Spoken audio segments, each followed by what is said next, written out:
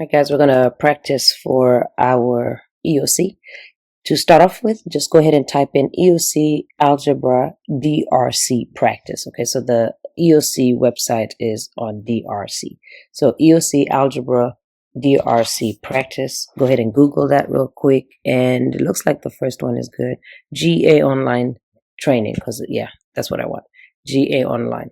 So I'm going to click EOC Test Practice, Standard Online Tools, Algebra Concepts and Connections, and that's going to bring me to the EOC. Again, this is the EOC website, so this is exactly what you're going to do.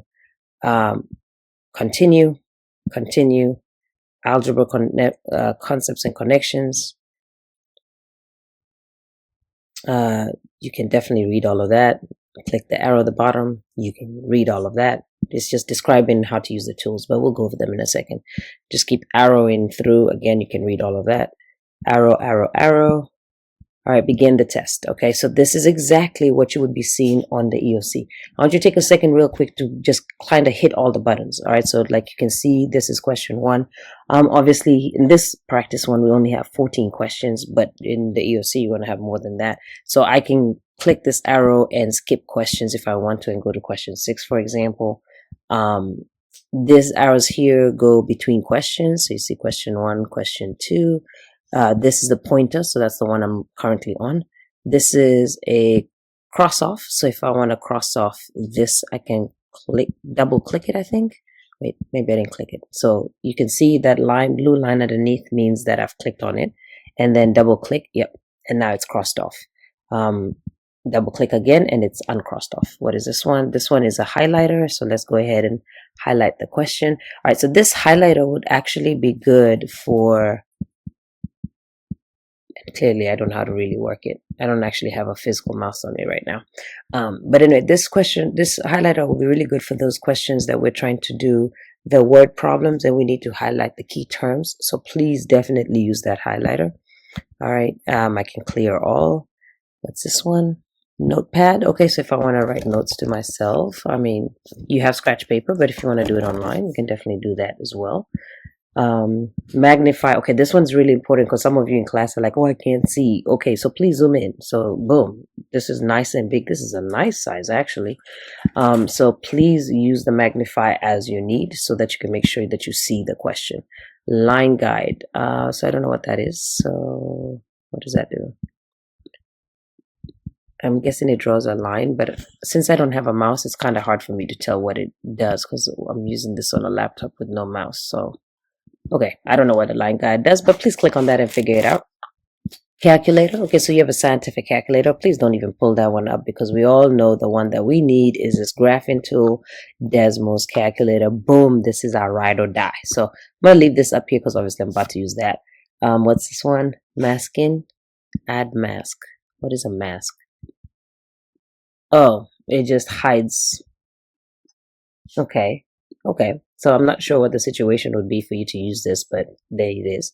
And then the most important thing is a reference sheet. Woo, woo, woo, woo, reference sheet. All right. So please double check to see if something that you need is here. All right. We've been dealing with this all year, but please do not hesitate to click on that and come back. All right, so we're going to go ahead and begin with question 1. All right, so this is number 1. Look at the quadratic that's shown below and some answer choices. So let's go ahead and click not the scientific one, so the graphing one. We're going to put in the question.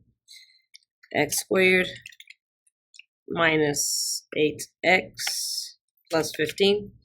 And which equivalent form of the function reveals a minimum of the graph? So that's what, vertex form? All right, so which one of these are in vertex form? That's these right here. So those are the ones I'm going to put in. And I'm going to check to see if they're going to trick you in just a second. All right, plus 15. Does that match? I don't know. Let's zoom out. No, it doesn't. It's up there, so that's not it. I'm going to change that to minus 1 right here. And that matches. So vertex form is this one. But I'm just going to double check these answers here. I'm curious to see if they would even try to trick you. So x minus 3 and x minus 5. Oh, guys, be careful. You see how that matches too? So in this question, you had to read that it says reveals the minimum. And what do we know the minimum is? The minimum is the vertex, which means it's vertex form. Therefore, you have to put this one. So in this question, there are two answers, but because it says minimum, you have to choose the vertex form. And if you're unsure which form is what, it's okay because you have a reference sheet. So again, like I said, we're going to need to be very careful in reading. So this is standard form. Vertex form looks like this, 1 parentheses. Factored form, 2 parentheses. So factored form gives you the x-intercept, vertex form gives you the vertex, standard form gives you the y-intercept. You do need to know that. Looks like they were trying to trick you, but that's okay. That's why you're doing this review. All right, let's go on to question 2. Double click. So which function can be used to model the data in this table? So here's a table. Here are some answer choices. Instead of typing in y squiggly line, again, I'm going to click Desmo's graphing tool. Double click if it's not clicking just once. Instead of me putting in the table and then trying y squiggly line for linear, quadratic, and exponential, I'm just going to use the answer choices it gives me. So the first one they're saying is 3x.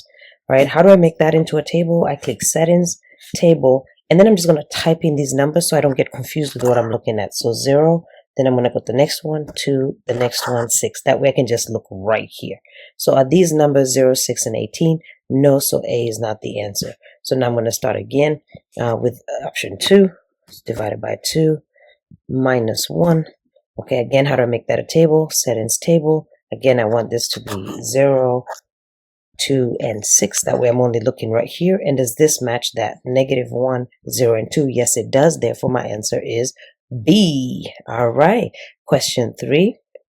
Which statement explains why this is irrational? So let's just look at the answer choices real quick before we talk about it. These are both of them irrational. Both of them are rational. One is irrational. The other is rational. One is rational. The other is irrational. Okay, so really, I don't need to even add them together or anything. I just need to know what does rational and irrational mean. So remember, rational is 3 definitions. Okay, it can be written as a fraction. Okay, so there's a fraction, right? So if you see this appear, it's rational. All right, this decimal terminates, means that it ends. Okay, it has an ending spot.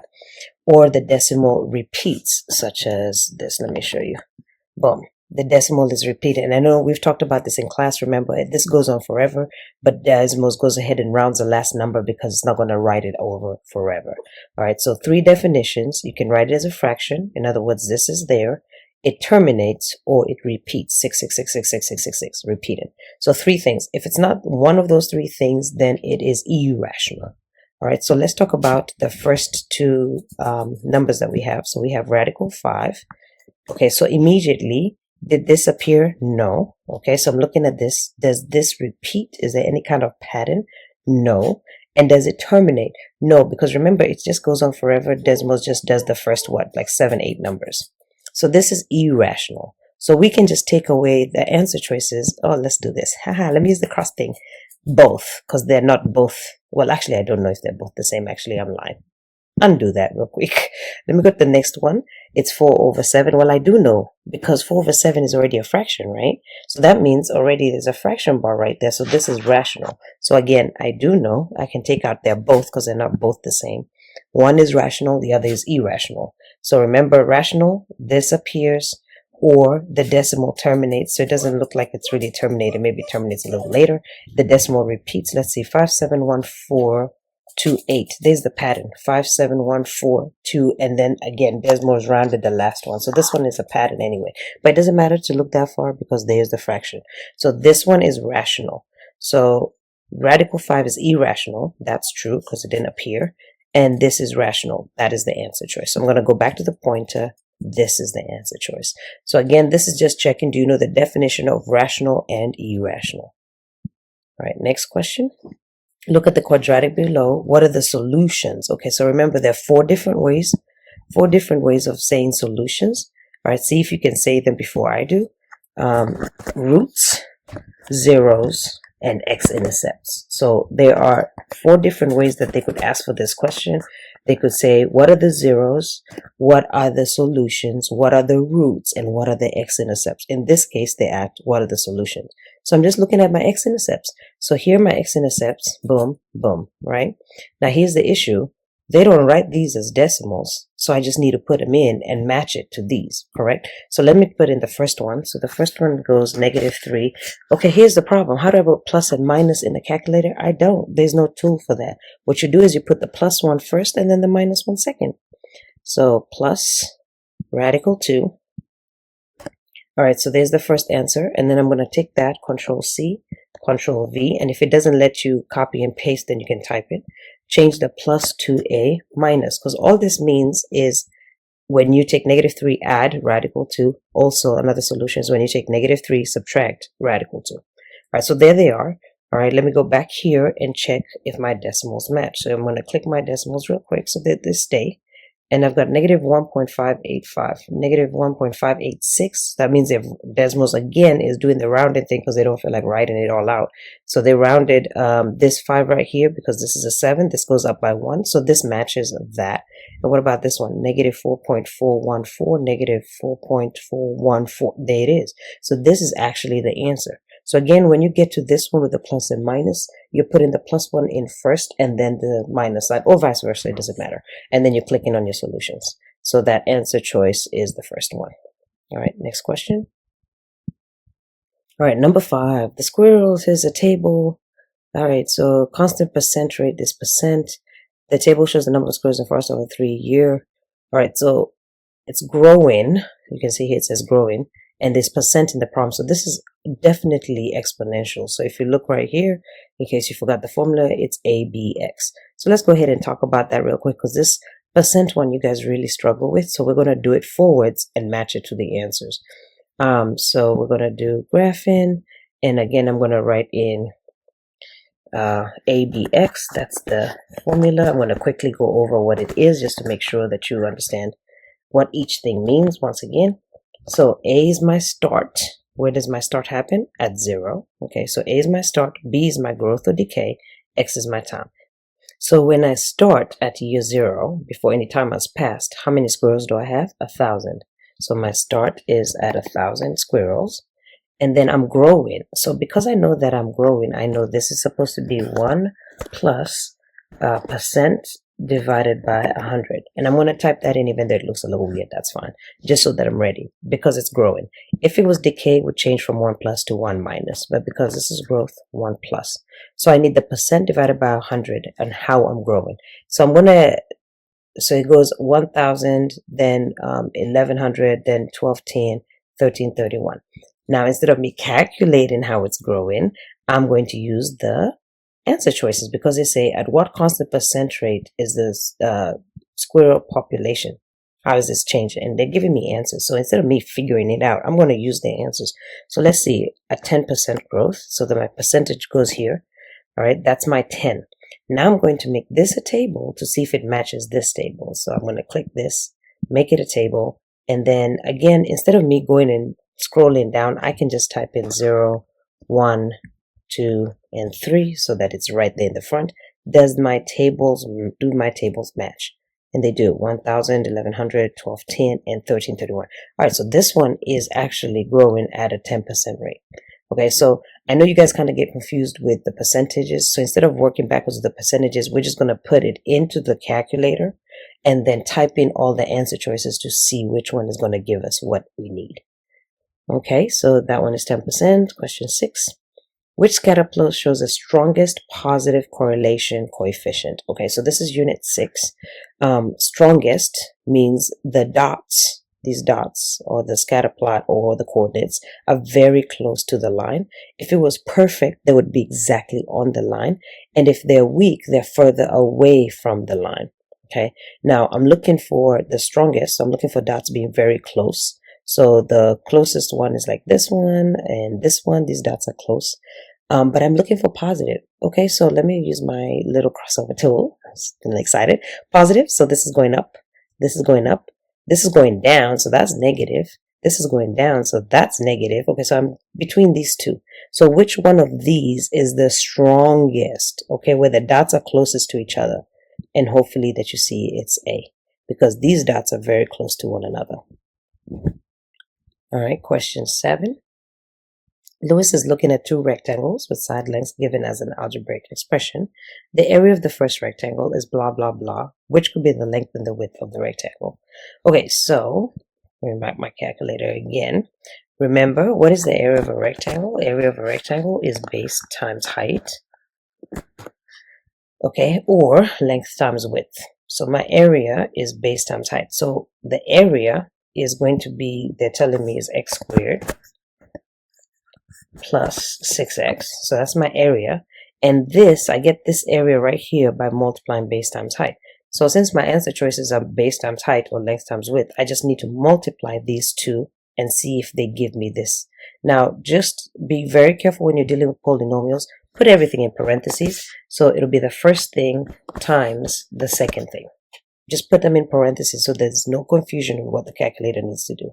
So the first thing right here is the x. The second thing is x plus 6. And boom, that matches. So this multiplied together gives me this. So this is your answer. All right, question 7b. Oops. The area of the second rectangle is blah, the sum of the areas of the rectangles. Okay, so you have the first rectangle in the question before. This is a second rectangle, and they want the sum. And what does sum mean? I add. So I need to add the areas. Okay, so I need the area of the first. So I'm going to go back. It's x squared plus 6x. Come here. All right, x squared plus 6x. And remember, I need, again, everything in parentheses, right? So x squared plus 6x. That's my first area, and I need to sum them. And what is sum? I need to add them.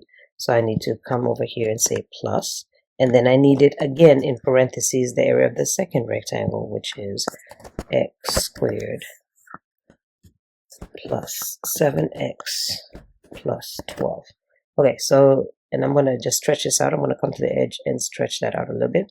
All right, so these are the two areas added together, and the sum of those two, when I add them together, I'm going to get one of these answers. So let's start typing it in.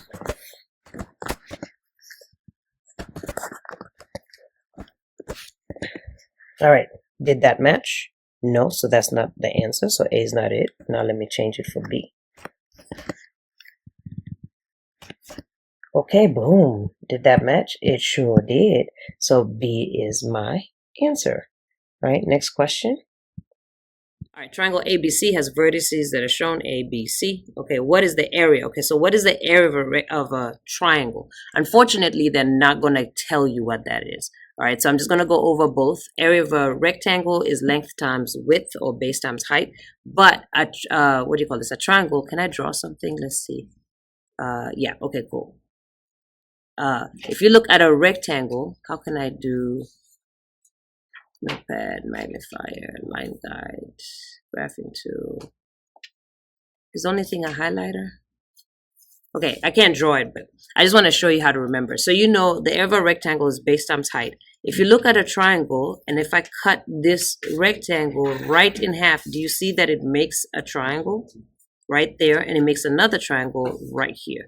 So to remember this formula, the area of any triangle is half of this one. Okay, so the area of any triangle is equal to 1/2 base times height. Okay, so the area of a rectangle, a square, a parallelogram, a rhombus is base times height.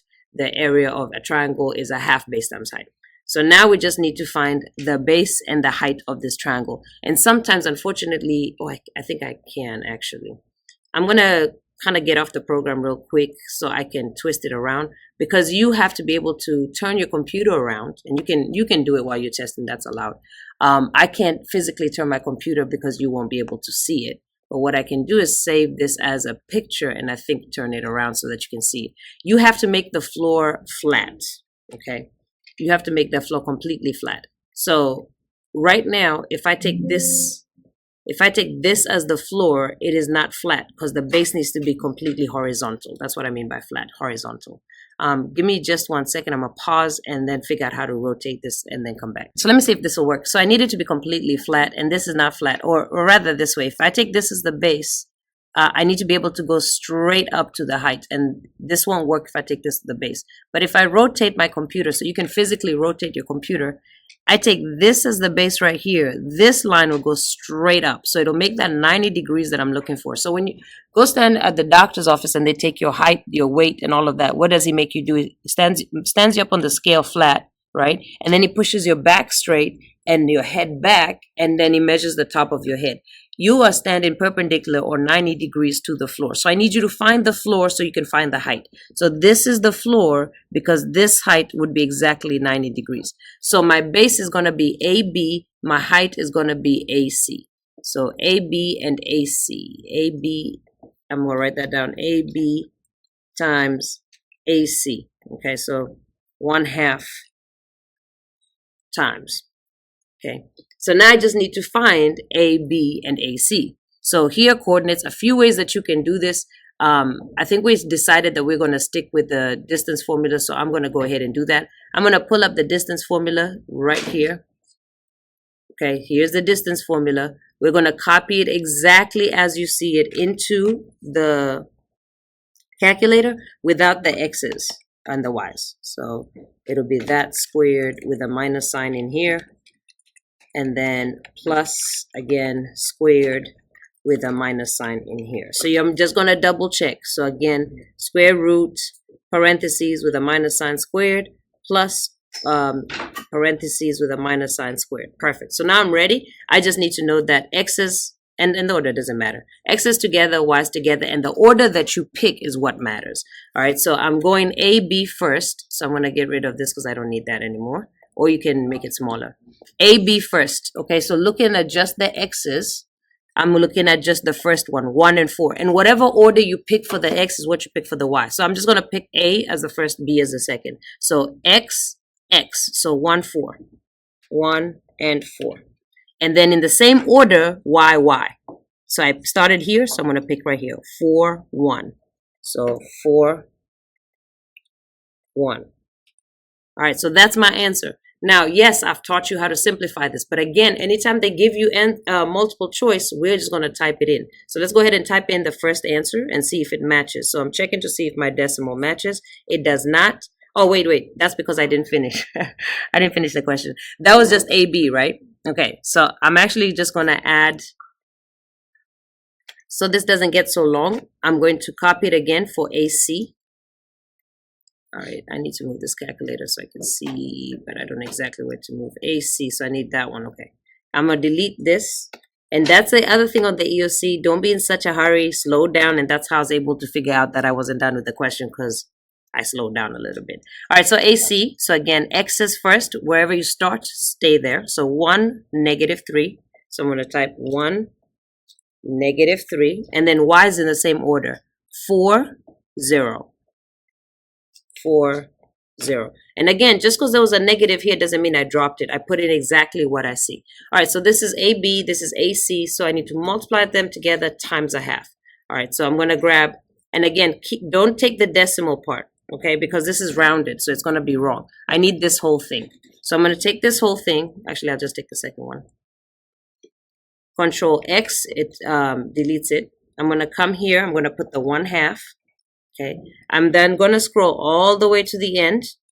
I'm going to say times, because it's a 1/2 base times height. Boom. And my answer is 12.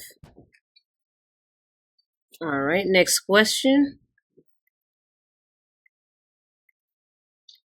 All right, so it looks like there's 2 pages of number 9. Which situation could be modeled by the domain of all positive integers? So just remember, positive integers means 1, 2, 3, 4, 5, 6. So it can't be decimals. It cannot be radicals. It can't be fractions. It has to be whole numbers, 1, 2, 3, 4, 5, 6. All right, so a distance, a runner has moved during a race as a function of time. So if I'm moving distance versus time is going to be my x-axis. Distance is my y. But we know that time can have, like, I can do 12.3 seconds, right? So that's not going to be positive integers. The amount of, and this needs to be positive too, the amount of fish food required in a fish tank as a function of the number of fish in the tank. Okay, so let's think about that for a second. The amount of fish food required in a fish tank as a function of the number of fish in the tank.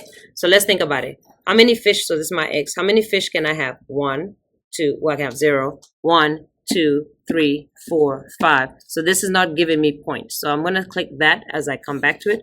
The amount of power required to operate a computer is a function of the length of time. So again, I have time, and we know that time can be half. So I can have 12.5. I can have 3.5 days. So I cannot have time in my answer. The amount of water required by an animal as a function of the mass of the animal. So think of the weight. I can have a decimal in that one too. So like 12.3 kgs or whatever it is. So the only answer that it could be is B.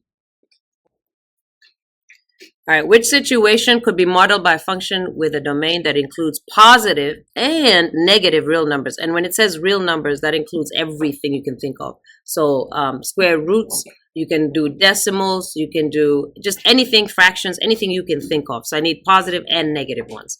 All right, the height of a plant as a function of time since the seed was planted. Okay, so notes real quick. So height as a function of time, that's how that reads. So time is my x, height is my y. So what's happening to the height of the plant as time is passing? So I just care about, since this is domain, right? Yeah, domain. Just my x version, I'm looking at the time. So when I think of time, can I have positive and negative? No. So A cannot be it. The elevation of a hiker, so how high a hiker is, I'm going to leave H there, as a function of the number of steps taken. So number of steps is going to be S. So that's what I care about, steps. All right, so thinking about taking steps, can I take negative steps? No. So it can't be that because I'm looking for positive and negative steps, and I can't have that.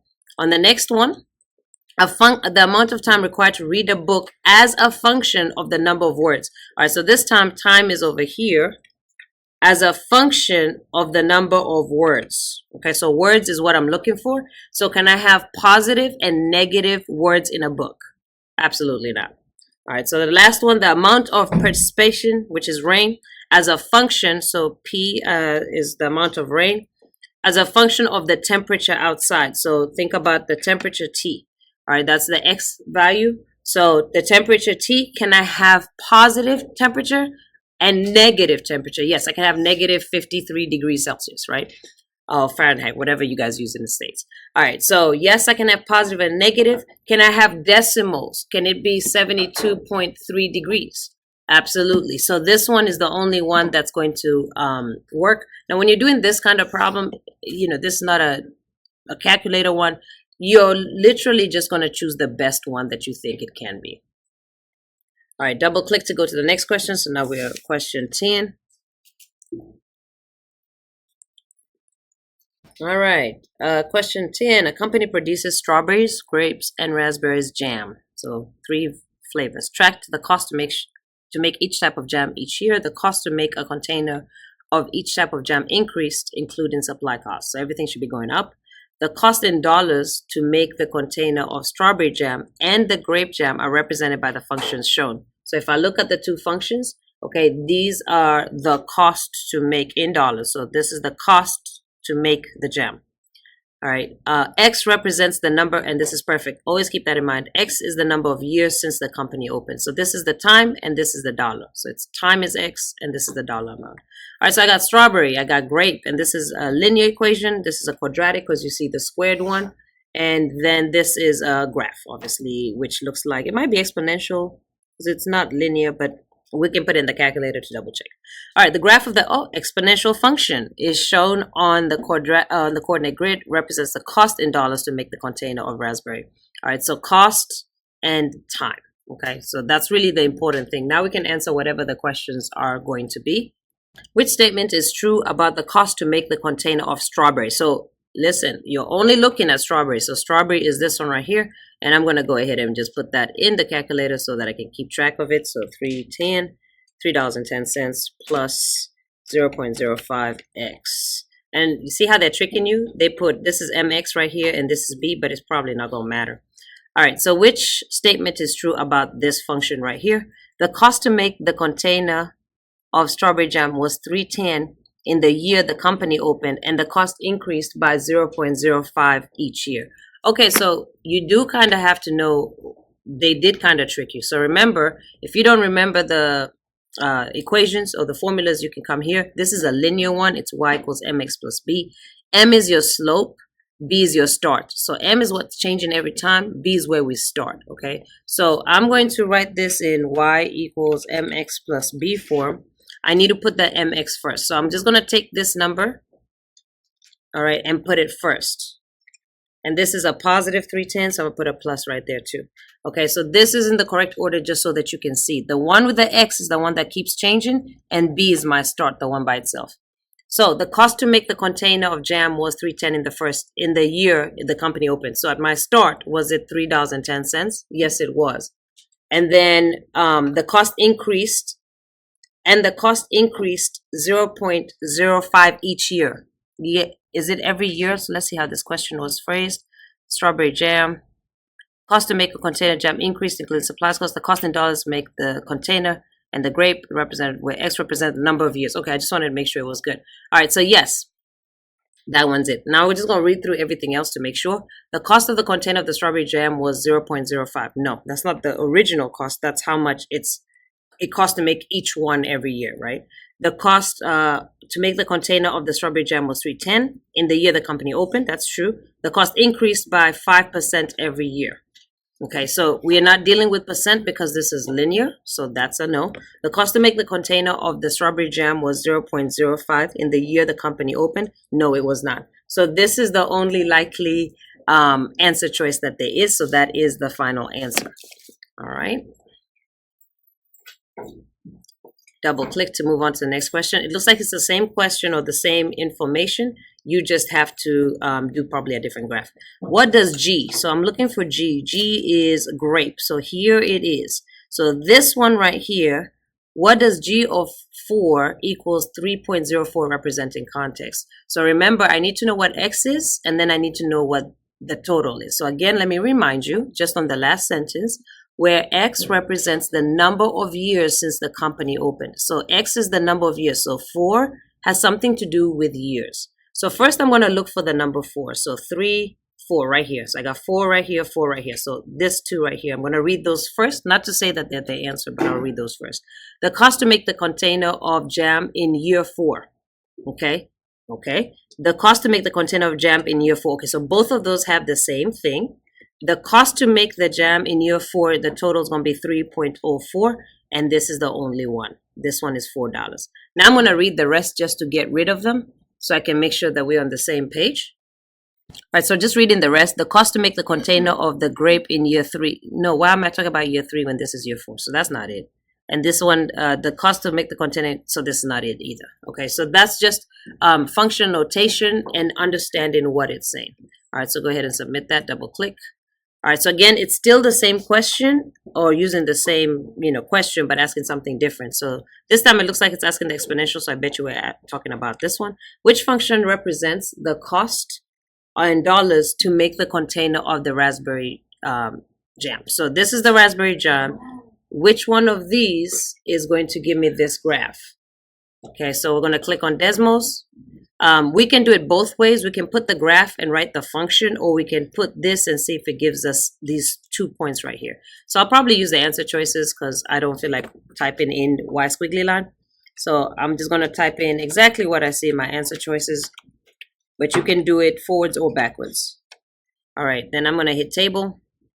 And the points that I'm looking for is 0, 2. So I'm just going to type it here so that I don't have to look for it and make a mistake. So when it's 0, it should be 2. Yes. When it's 1, it should be 2.4. So that's not it. All right. I'm going to type my next one. So that's going to be 1.2. And this one is going to be 2.0. Hit table again. And again, I'm looking for 0, 2.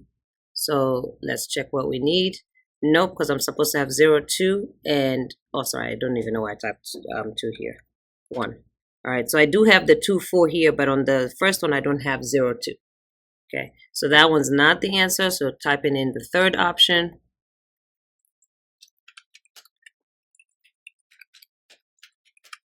All right, hit table again. And again, we're looking for 0, and I believe the next point was 1. All right, so let me check. All right, so 0, then 1. Yes, I should have 0, 2, which I do, and then 1 and 2.4, which I do. Okay, so that one is the answer. So this is it. And again, you can do it forwards as well, just whatever your preference is.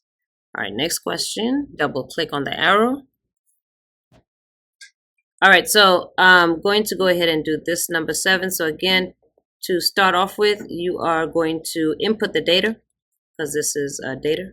So how do you read this dot plot? It's 5 2 times, 6 2 times, 8 once, and 10 once. So that's what we're going to put it in.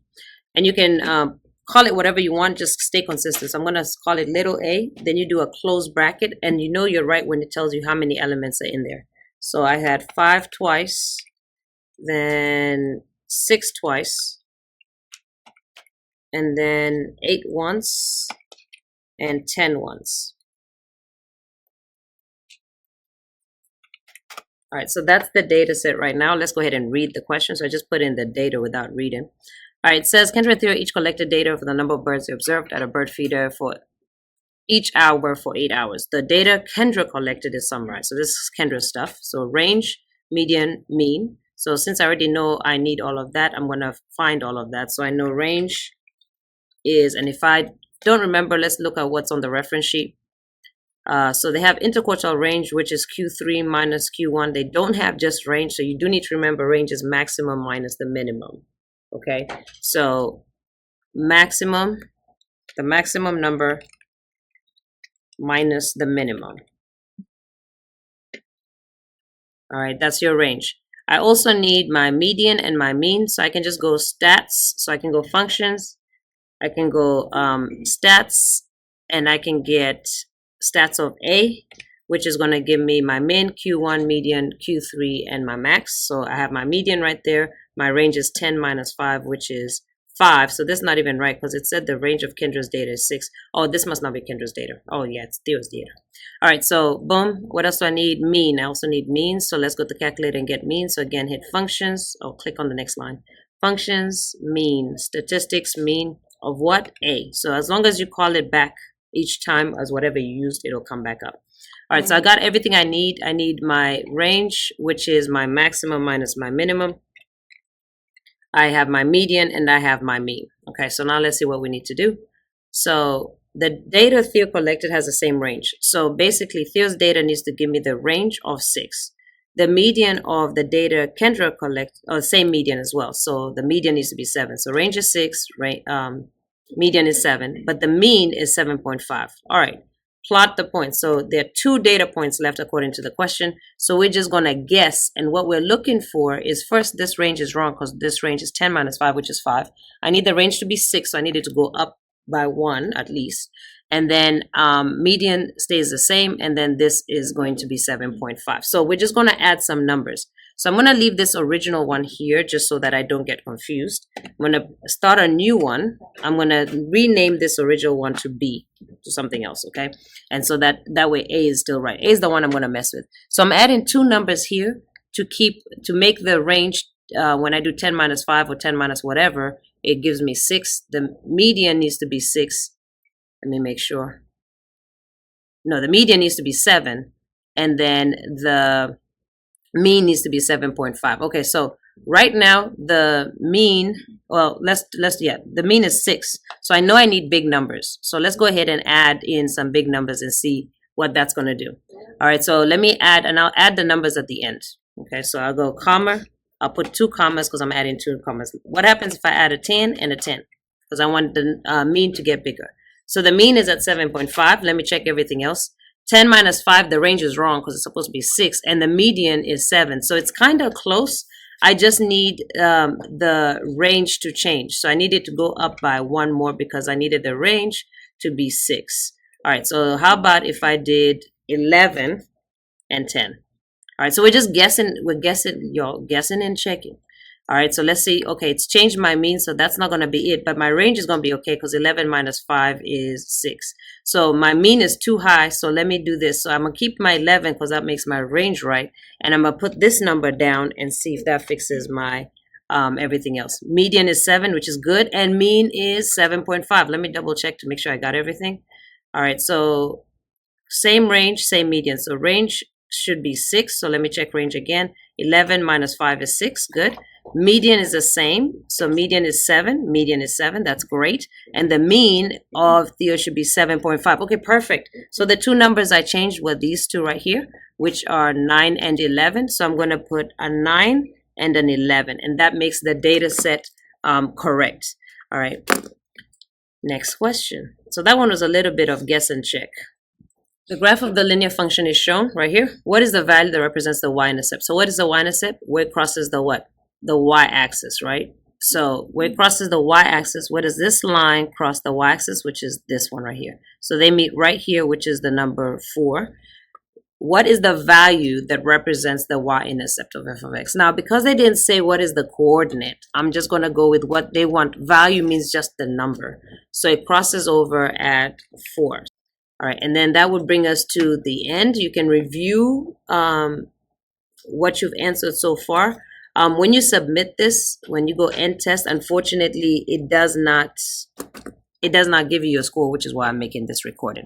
All right, so check your answers with this recording, and then you can fast forward the ones you got right and listen to the ones that you got wrong. Let's practice. Let's practice.